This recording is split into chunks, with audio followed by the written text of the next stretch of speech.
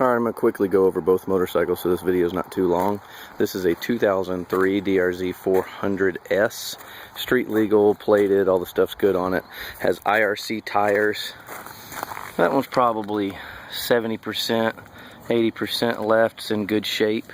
I bought the vehicle with 1,500 miles on it approximately. It has been dropped on the right side. You can see this bar end's a little beat up.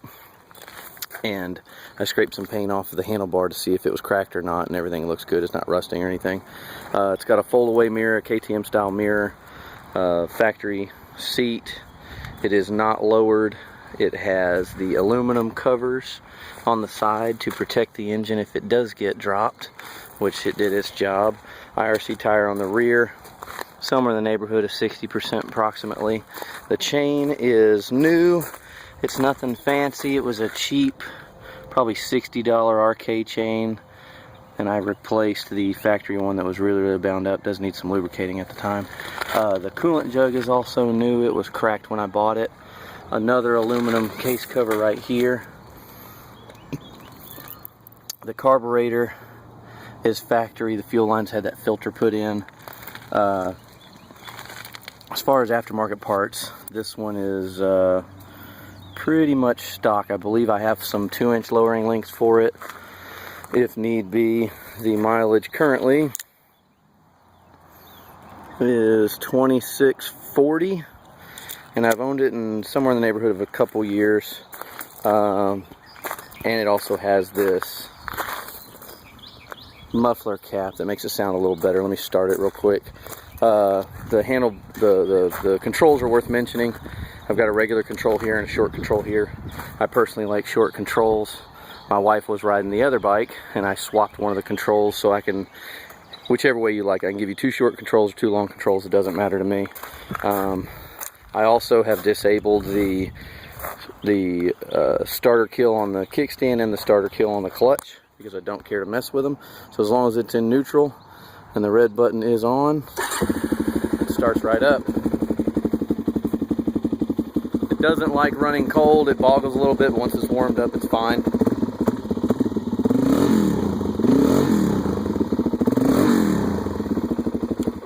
And that's enough for that bike. This one is a 2009 DRZ 400 SM.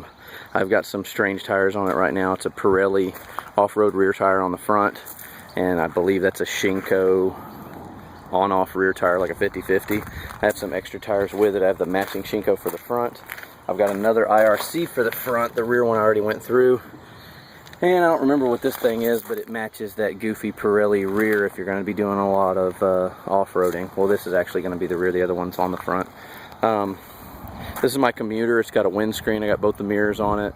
You can see the bar ends, the front axles, and the rear axles. I've got skateboard wheels on it in case it falls over.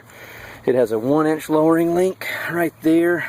It was intended for the other bike, but it worked out great so my wife could drive this one. You can see right here I have that nice little rusty exhaust bung. I tune this bike every season. It has a Kian FCR 39 carburetor. It's tuned for the winter now, so it runs a little rich, but it actually runs really good in the summer with the winter tune. Lots of red stuff on it. The bike's been down twice, one no speed, one low speed. It fell right here on the front end of my trailer and dinged it, and the other time I just laid it over and it landed on the skateboard wheels. It's in great shape. I drive it all the time. I think it's got somewhere in the neighborhood of 9,400 miles on it. Same exhaust cap. I believe this chain has also been replaced. It's an RK. Don't remember the style. Lots of accessories. The only thing this bike needs is some brake fluid. I relocated the line away from the windscreen and I need to add a little fluid. It's working fine now and it works great, but as the pads go down you're going to want to add some fluid. Same thing with the controls. Long one on this side, short one, slightly short one on that side. And if whoever gets here first to buy either bike can pick the controls, I'll change them out. The tubes are new, the straps are new on the wheel. Also have the aluminum covers there. It also has the E-cam, if you know anything about putting camshafts in the engines. It's got the, I believe it's an early model DRZ E engine. I use the exhaust cam.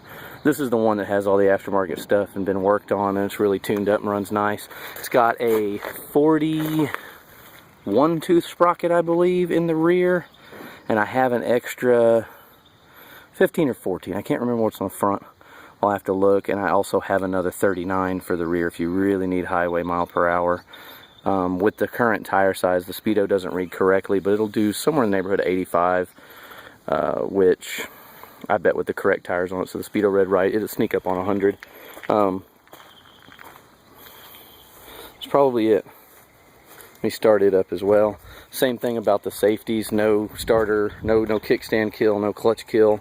If you turn it on and it's in neutral, and that's on, it'll run.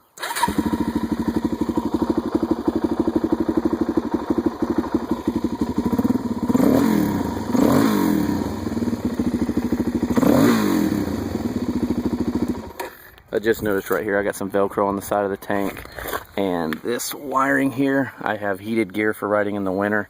I'll take that stuff off if you don't need it, or I can leave it there if you end up having heated gear yourself. Again, these don't like being cold.